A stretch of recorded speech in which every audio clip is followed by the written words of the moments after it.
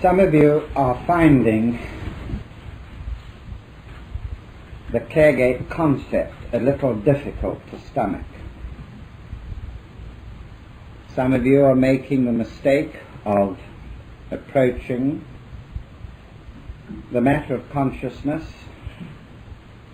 purely from the objective level. The concept of Caregate is not concerned with how many tapes we can make in a week, how many books we can turn out, how many people are on our mailing list.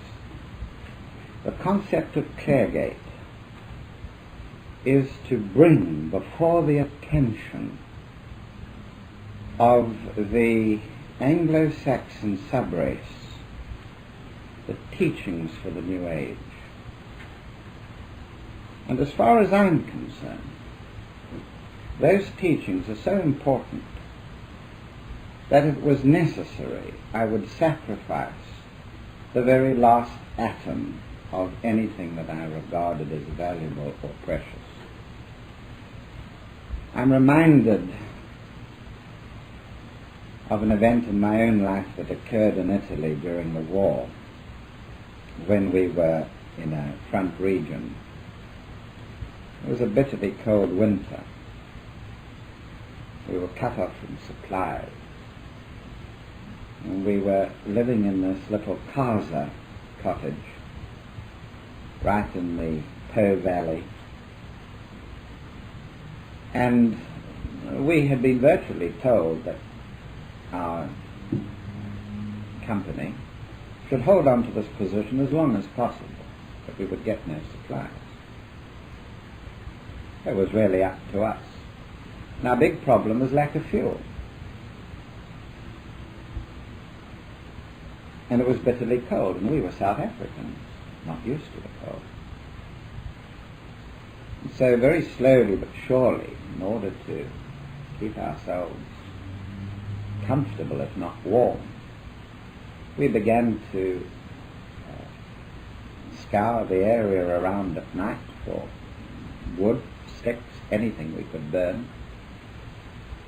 Then the window frames of the house, then the ceiling, then the floorboards, then the furniture, and finally there was practically nothing left in the house at all, by which time the spring had come and things were habitable.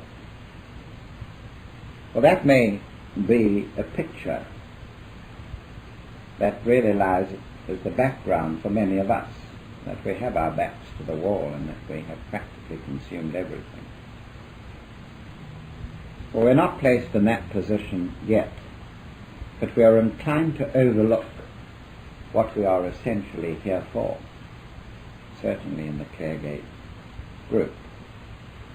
There are regions where you have committed yourselves and regions where you have not. Let me make myself a little clearer. When I do experimental work on the new astro-essences, the astro-essences of things like crocus and narcissus and cineraria, it's not sufficient to locate and establish the signs and symptoms that these lovely flowers can make whole, can treat in making a person whole. We need to have backing for them. And what I would like to do is somebody interested in healing here today to act as a works committee, and anybody else who's prepared to help to meet.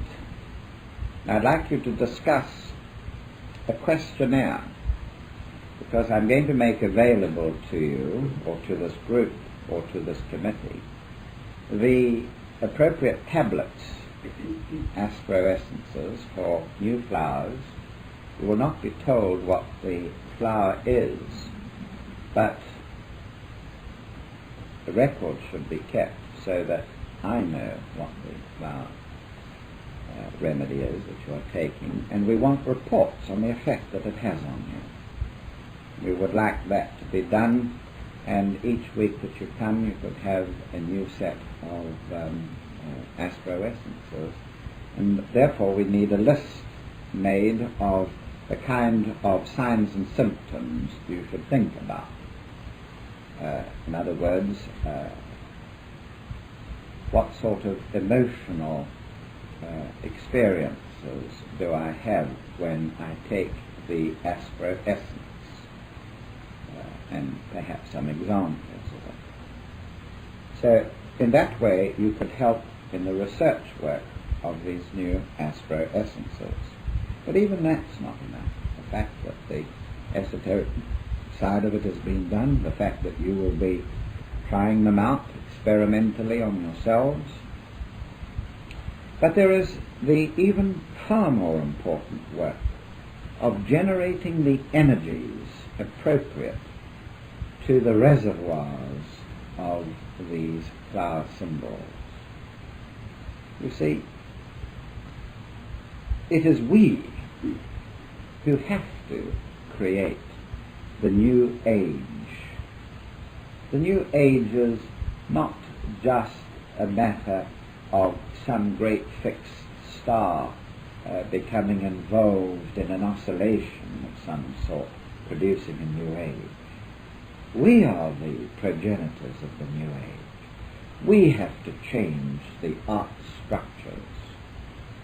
When a new culture or civilization develops, the masters, the hierarchy, see that the appropriate souls incarnate in the bodies of that new area of culture, and they build up the new art forms, they build up new methods of education and of healing.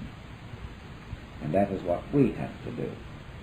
And so we have to conceptualize these matters, and I'm speaking specifically about the astro essences. Now, I gave you a talk on Narcissus a short while ago, and this is the period of the year for Narcissus. It will be, for instance, the period of the year when you would say, when you have two astro essences, and there's a query in your mind which to give the patient. Should it be this or should it be Narcissus? Well, if it is February, March, then this is the time for Narcissus. And that is when Narcissus is most powerful. And that is when it can be given.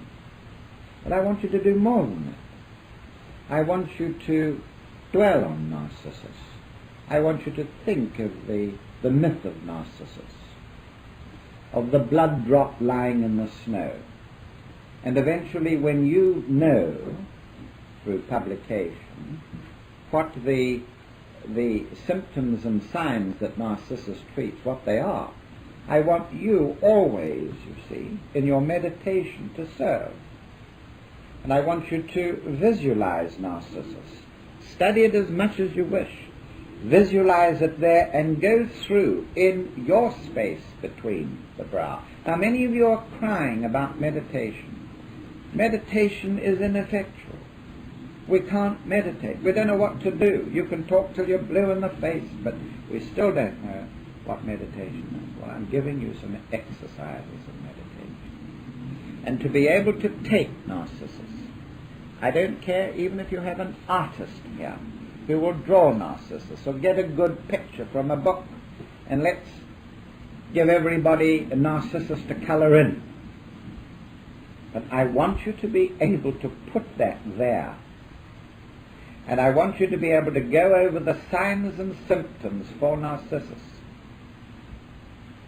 and charge the planetary image of Narcissus. Feed it, donate into it, just as Christians you used to donate energies into the symbol of the cross, and before that the symbol of the wheel when you were Hindus, and in ancient Egypt the lotus, whatever it doesn't matter. Now you have something new to do. You will create the reservoirs of energy that those using the Narcissus remedy will draw from. You have to start it off. in the New Age.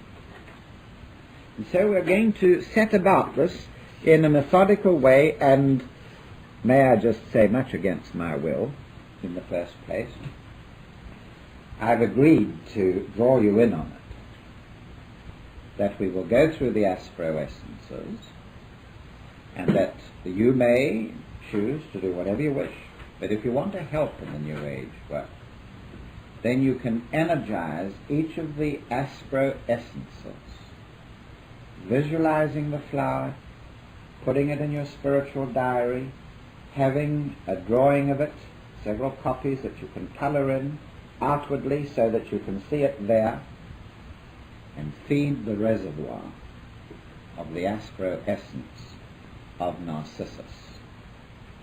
Now what I'm going to do for you is to give you the qualities of the first of these flowers today. And the first of these is crocus. Crocus. And when you walk down the street or into the garden, you will see crocus everywhere. Crocus everywhere. In particular, I'm thinking of the purple crocus, purple violet crocus.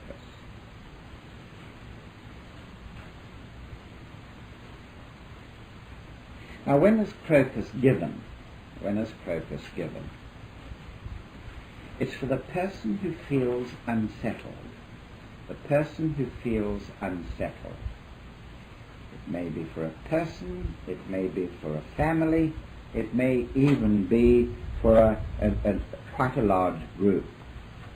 Now, it's not just a passing phase of being unsettled, but it relates always to a significant feature in the person's life. He is uprooted by circumstances often not under his control. Let me give you some examples for where crocus is most suitable.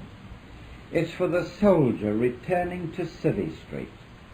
He comes back out of the army after 5 years. He's lived with men for 5 years. He's worn a uniform for 5 years. He's been taking orders and hasn't had to think for himself for 5 years. He suddenly finds himself in Civvy Street. He's a late comer. All his friends have long since got back into Civvy Street. Now he's suddenly there. They've all got their families nicely settled. They're in their demob suits. They're all nicely entrenched and happy, and he's just arrived back. And so he feels unsettled, and he has still yet to find a place to fit himself into the new order of things. So there's one example for crocus. Also, it's that awful feeling we all experienced when we were the new boy at school. When we came to a new school, our parents had been transferred, and we had sometimes mother took you to school on the first day and you felt awful, and when she walked out and went home you felt all alone, and you thought of when you walked into the class the other pupils looked at you, you pup, and that sort of thing. Yes, you know what it is because you've had the experience. People around you may be most sympathetic, but you have still to put your own roots down in that particular area, and that's when you need crocus. Now, aliens often need crocus. We can understand now why this is a Taurus. This is a Taurus remedy. It must put its roots down. The roots are not down yet. And we're looking at the uncertain crocus. We're going to see the opposite of it in a moment, but this is the uncertain crocus. Aliens, people who are immigrants, often have the need of crocus. So you've got an immigrant family comes in next door to you and you need to help them and they're unsettled and so on. And if one of them in particular is unsettled, that's the kind of person that needs crocus. It is for the person who needs crocus until he feels secure, until they have got their feet well on the ground. That's Taurus for you. They need to have their feet firmly implanted on the ground. Until then, they're not sure. Especially those who may suffer from what we call insecurity of tenure. Insecurity of tenure. Also, it's for the esoteric person. The person who is new to the esoteric. He's a new boy, and he comes into the esoteric community, and he's very anxious to explore it and to adjust himself to it, but he finds all the changes of becoming esoteric a little bit too much for him. There are people who are burning incense and others who are sounding mantras and doing minor disciplines, and there's crankiness about them and so on. And some of them find this very disturbing, adjusting to an esoteric community. Well, that's the kind of situation where you give crocus. It's the kind of person who's asking questions all the time, indicating that he's unsure. Yes, but why should this be so? Somebody who is not happy with the concept of reincarnation, and it worries them, and they're concerned about it and feel unsettled about it and have great soul searching to do. All right? Now, going into a higher gear ratio and lifting the matter up to the level of those who are new into incarnation in our particular culture. Let us take an example, for instance, of a person killed in the Second World War. Let's say that he was an infantryman in the Japanese Imperial Forces, and this is his first life in an Anglo-Saxon subrace.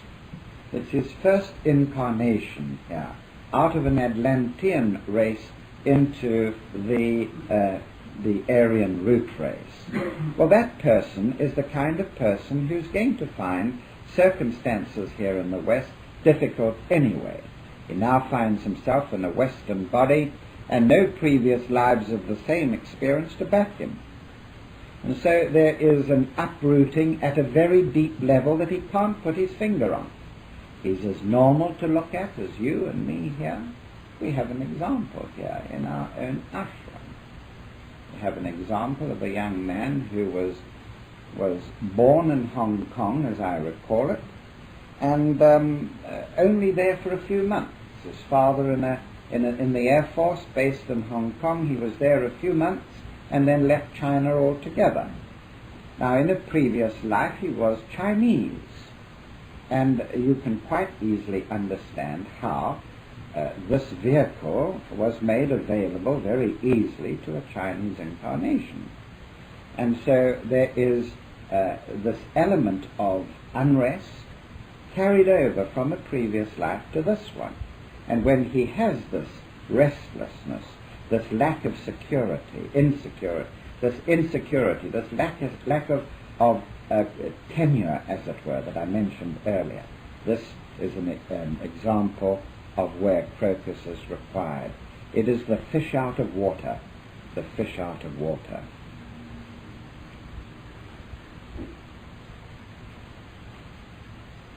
Then you get another kind of indication for crocus. Let me give you an example. It's the person who has led a very rigid existence and now suddenly finds himself at a loose end. I can think of a very good example. A husband who has been married for many years in a family in which the children have grown up and they've gone out into the world and married and settled, and suddenly the wife goes away for 3 weeks to stay with her mother. And this man, a married man of many years standing with a regime that he's maintained for all these years, is suddenly at a loose end. The house is empty, the wife is staying with her mother, the children are married off and all settled somewhere, and he's at a loose end. Suddenly he has time on his hands. Suddenly he has time on his hands. Yes, he can go and play golf, but who with? Yes, he can go to the theatre in town again, but who with? And why? Why bother? That sort of thing. Crocus. Also, crocus is given for the slow developer, the child who's a slow developer. I was once, years ago, given an opportunity to know what it is like to be a subnormal child. I suddenly found myself in a world that was strange and foreign to me. All around me were people who could manage it very well. But now I was in this world, and it was strange to me. I couldn't do anything properly. I couldn't get the damn door open. I couldn't undo my braces to get my pants off to go to the lavatory in a hurry. I was just not able to cope with that strange world that I was in. And that is the overall sentiment. The overall sentiment of this feature of the subnormal child. And it is no wonder that they find the world strange and unmanageable, and often it is very frightening to them. Very frightening to them.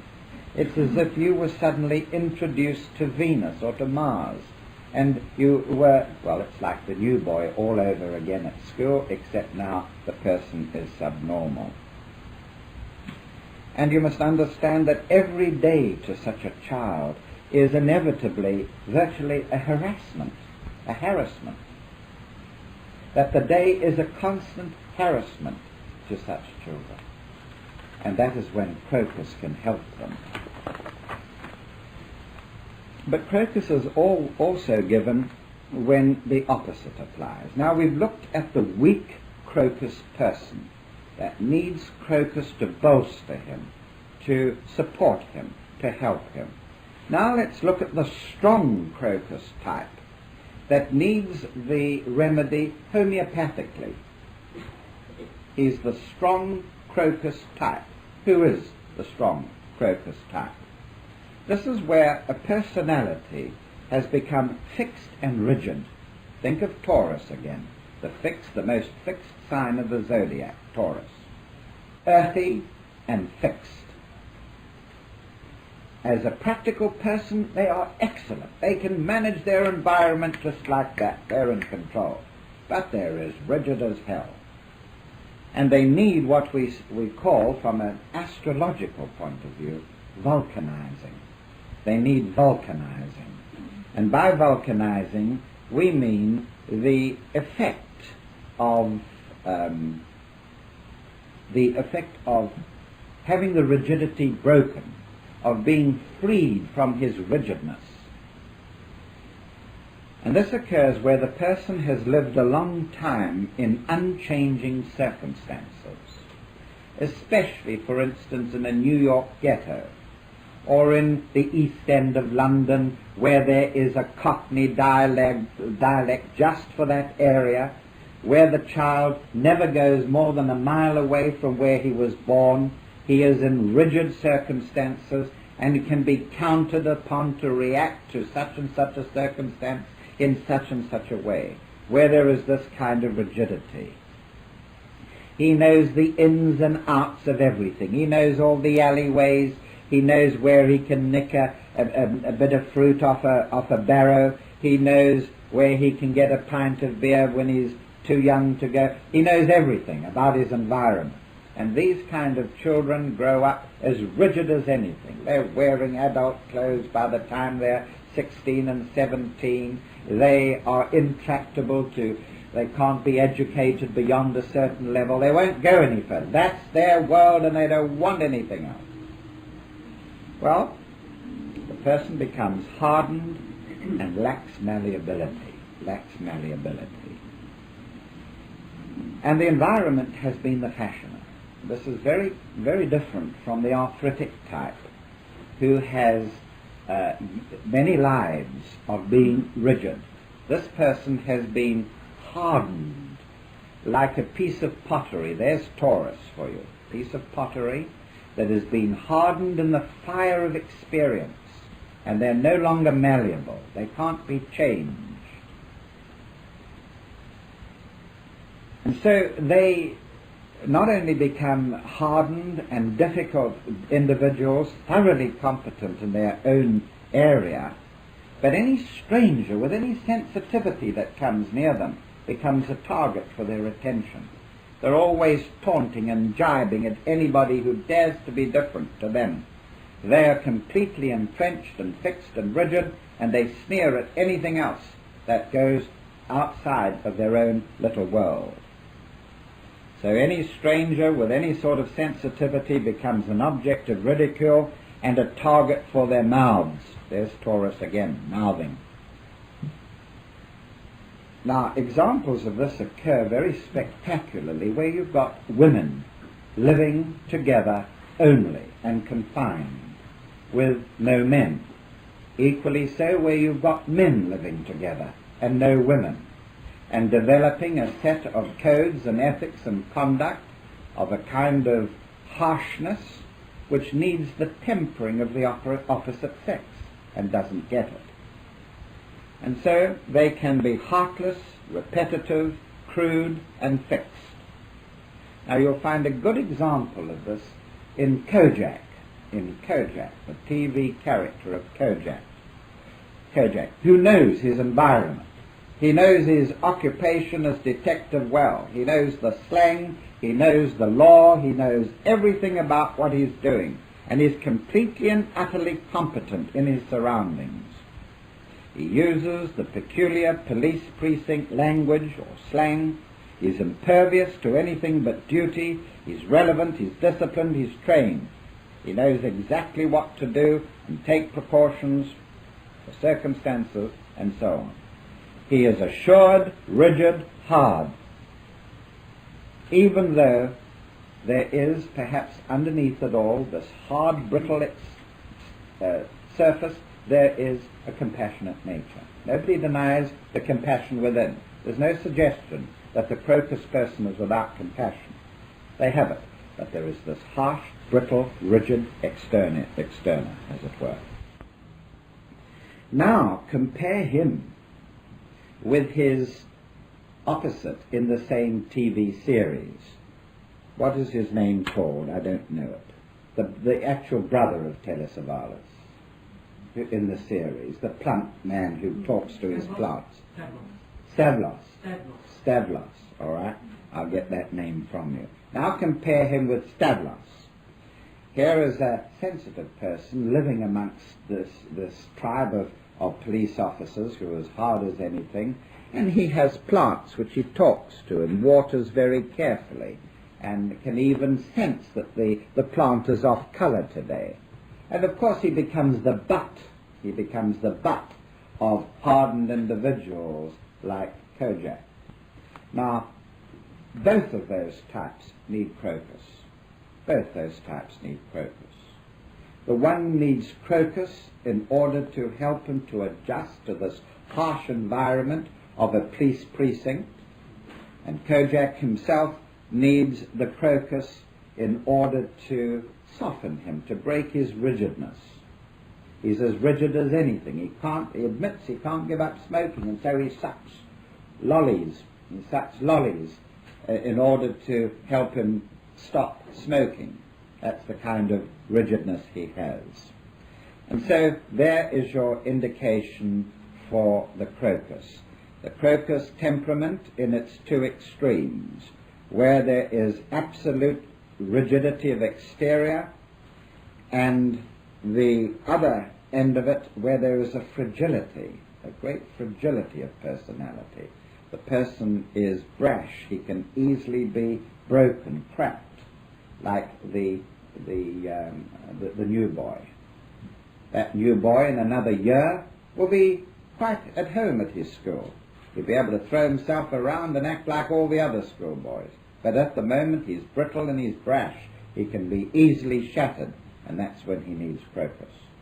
And so there is an example of the flower crocus, and I think you will agree that that is in no way an intrusion into the other 39 remedies, is it?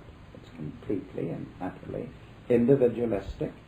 It is a quality of human personality that can be found, and you'll come across it. And of course, we need to energize. Please pick some crocuses somewhere. Put them in the little vase next to your spiritual diary. Brood over them, ponder over them, energize them.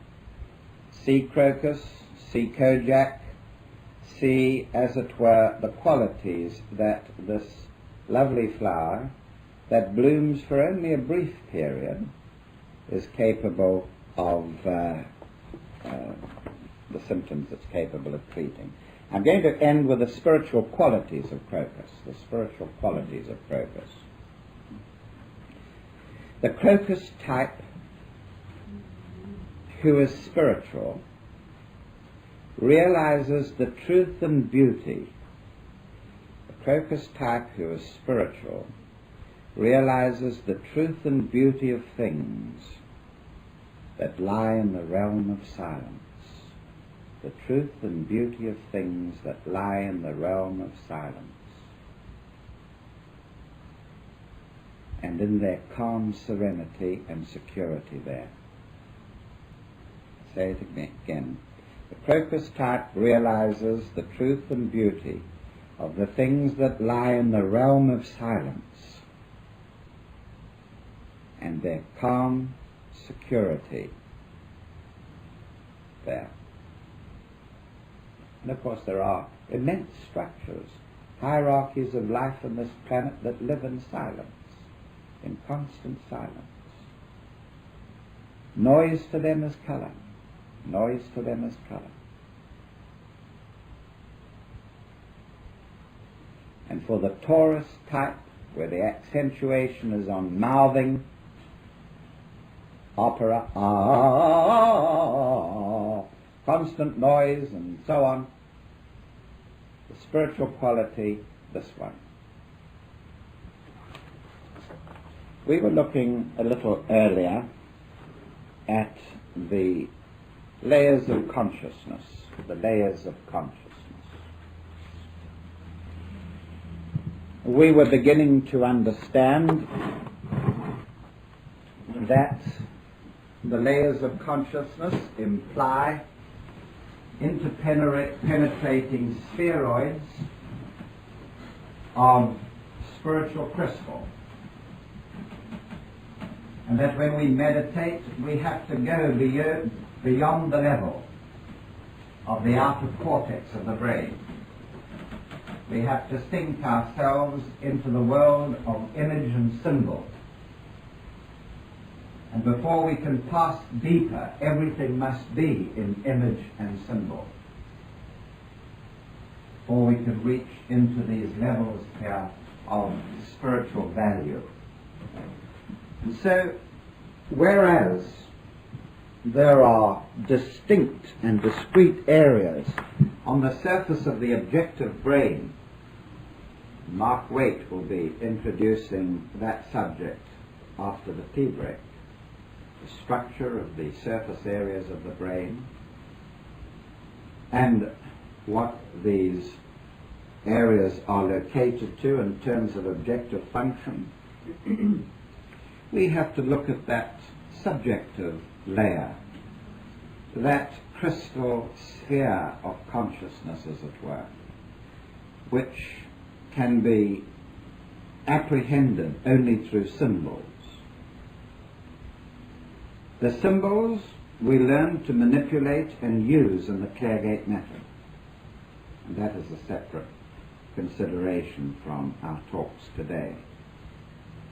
But equally so, along with visual images, there is affect, feeling. And together, when we begin to combine subjective or spiritual images with feeling, we're getting below the level of objective consciousness into the subjective. We have to create on our map of subjectiveness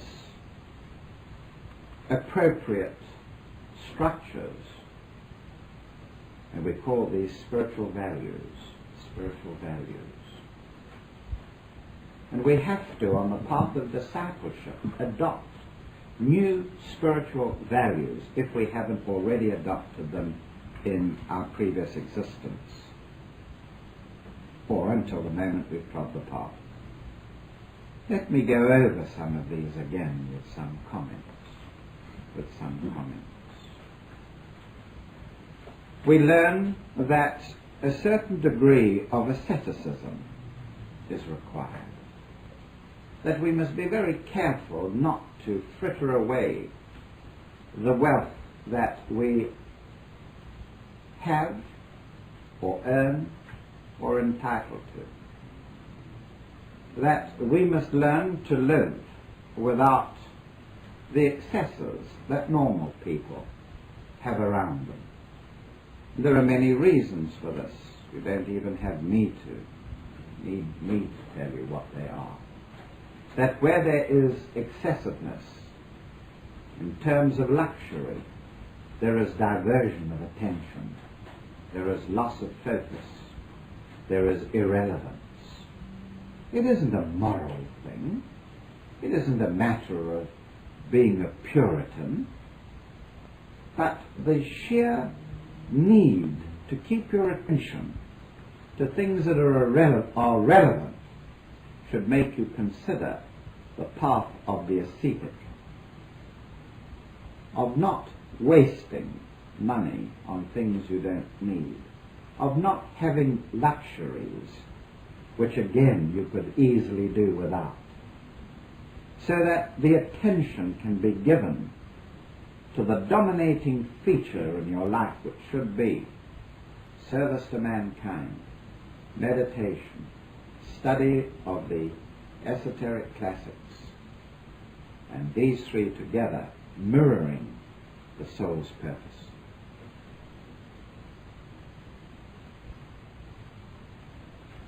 An attitude towards initiation. Initiation is the next examination that you're going to take as a spiritual person. It's going to be the next safe jump in your consciousness. Yes, you will have preliminary stepping stones to greater consciousness. You will have visions. You will have rittis, meaningful dreams. You will have aha situations develop. But the really big jump in consciousness comes with initiation. And initiation for the New Age is to be in groups. In groups. And it is possible to take an initiation in a group at this time, when you would normally perhaps have to wait another 6 lives to do it, to take it. It can be done in groups at this time, in the Aquarian age, which rules groups. These are the matters that are important for you to be aware of. Initiation. So that's another spiritual value. There must be belief in the divine plan. There is a hierarchy of masters on the planet. They are led by a group of the Manichaeans. Their symbol is the 5-pointed star. See, I can make it. 5-pointed star, easily. The symbol of hierarchy. And that number is very precious, about 63 of them. And every now and again, a newly ascended master joins them as one of their older, more mature, higher initiates leaves the planet altogether. The figure remains almost the same in perpetuity, about 63. And they have a plan for the earth. They have a plan for it, and they are rightly very jealous of it. Very jealous of it indeed. By that we mean not that they wish to hold on to it and exclude.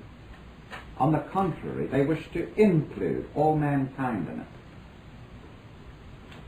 They are jealous of it in that it will not be frittered away, that it must not be squandered, that this plan should be implemented, and that no circumstances be allowed to arise which prevents its implementation. And so with the development of the Aquarian age now upon us, with the rulership of the most benign of the 12 planets, Jupiter, at this time a part of the plan is being shared out, and it will be given to those who are eligible for it. Are you eligible? Can you be trusted? Are you emotionally trustworthy? Or will you grab at something which belongs to the plan and use it for personality aggrandizement, and thus put the plan in jeopardy? Then there is another matter, another spiritual value, concern for the animal kingdom, irrespective of the ray of the soul, concern for the animal kingdom. Yes, I know. This stretches the conscience a great deal. We see that there are struggles being made on the behalf of the animal kingdom. We know that they are voiceless, no one to speak for them. We know that there is a group of heroic individuals who go out on a ship called, is it Greenpeace? And we know there are those who are prepared to sacrifice money, their reputation, to go in and rescue animals from vivisection. And indeed, the question comes to me. Should I go up? I have my contact, 200 cities. Shall I go up and fight against vivisection? Will that take me into the realm of politics and upset the work that we have done so far? Is this really a matter of pure conscience? It's hard to know what to do. And that should be facing every one of you. Then you could say, this is one of the spiritual values that I'm concerned with. Who is going to speak for them? This is what we mean by spiritual values, concern for the animal kingdom. The development of the intuition, so important a value, so important that we devote a large percentage of our spiritual concern in this college with the Claregate method. The Claregate method which develops the intuition. And then there is discrimination of the real from the unreal. This should be something that comes to us each day. We should never be without the spiritual value being exercised. A discrimination of the real from the unreal. In every part of our daily life we should look for. What is going to endure? For that is the important reflection of what is real. The real tends to endure. The unreal passes away. How many of us can point to that which is real? I don't think I could live another day without having within me a contact, which you could all have, with a being that is real, that will live for all time, at whose feet I can kneel, I can consult for advice, for direction. That will come. And then there is emotional control. Emotional control. We're all faced with constant aggravation. It would be so easy just to hide away from it all. Just to hide away from it all. And not ever be challenged by such an absurd thing as having to control our emotions. But we are challenged again so frequently by these situations. I suppose the best way to understand how important emotional control is to watch the effects of it, subtly and directly, on all those around you. The animals, plants, and more than anything, your own fellow human beings. I'm much more aware than I was of the power of the emotional nature, and how devastating it can be to those who are spiritually sensitive, and how impossible emotional tyranny is to live under.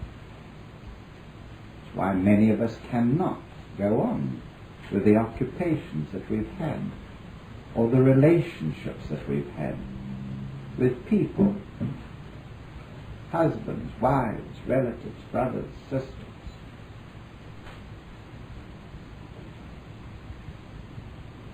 Don't mix up lack of emotional control with use of the emotions. One can step outside of the personality and use the emotional nature quite impassively, and switch the emotional energy on for specific reasons and purposes. That's very different from the emotional nature that uses you, or runs right or haven't. You asked the question about the difference between objectivity and subjectivity. And of course, you haven't attended too many of our classes here. Well, we give a lot of time to that question. It's so important. And as I was about to say, we are born into subjective expression. The child cries because he has a need. He lives a subjective life, being cared for and tended to by the mother, and is virtually taught to be objective. And it is true to say that up until about the 8th or 9th year of life, children are mainly subjective. They express themselves from some interior source of motivation. They will often sing rather than speak. They will fantasize easily. They will live in a world of make-believe. But very slowly and surely, our method of bringing children up, sending them to kindergarten, school, making them competitive and so on, and being effective in the world, being independent, makes them become more objective. The result is that this highly susceptible region known as the right hemisphere of the brain, which is powerfully functioning in the child, slowly subsides into a phase, we call it a phase anyway, of inactivity. And the objective half of the brain, the left cerebrum, becomes dominant. It becomes assertive. It learns to implement the drives of the individual.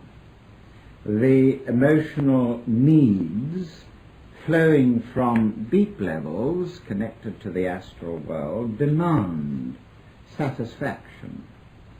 The desire for new experience sends the child objectively to the shop window, pointing out to the parent, "Oh, look, I want that or that toy. That one there, that's the one I want." The drives demand objective expression. And there are 4 of them, which we call the psychological drives: the desire for security, in which the child looks for the security of the mother or the father, or the comfort of a dog, or money in his pocket. And so these 4 drives are satisfied in the world objectively. Unfortunately, most people grow up with these objective demands so entrenched, so well satisfied by their five senses and by their actions in the world, that the right cerebrum, with its emotional needs and its subjective expressions of fantasy and association of image and so on, that half of the brain becomes virtually either paralyzed or muted. And when we begin to tread the path, we learn to give this hemisphere its right of expression. We learn to allow the right cerebrum to express itself. And we increasingly are taught to lead the meditative way of life, not just objectively to read something in a book, but to take the statement out of the book and put it to our subjective nature and say virtually, what have you got to say about this very objective statement? And so it will answer back and say, I only remember as a child how we used to love to go down to the beach and play there and sit in the hot sun, and the way we used to build those little sand castles and think of all the things we were getting. You see, that is what we mean, that the world has no time for subjectivity, and so it becomes oppressed or omitted from our lives. And the soul prefers to express itself through the subjective part of our nature, and that is why most people are cut off from the soul. The soul cannot break through into consciousness. In the diagram that I gave you here on the board, I try to show that. And whilst that objective nature on the surface of the left cerebrum is dominant, the soul has very little say. The soul would prefer you to make your sleep life lighter. It would prefer you to extend the period between waking and sleeping, and the period between sleeping and waking. It would prefer you to meditate twice daily, each day of your life, and give it an opportunity to express itself.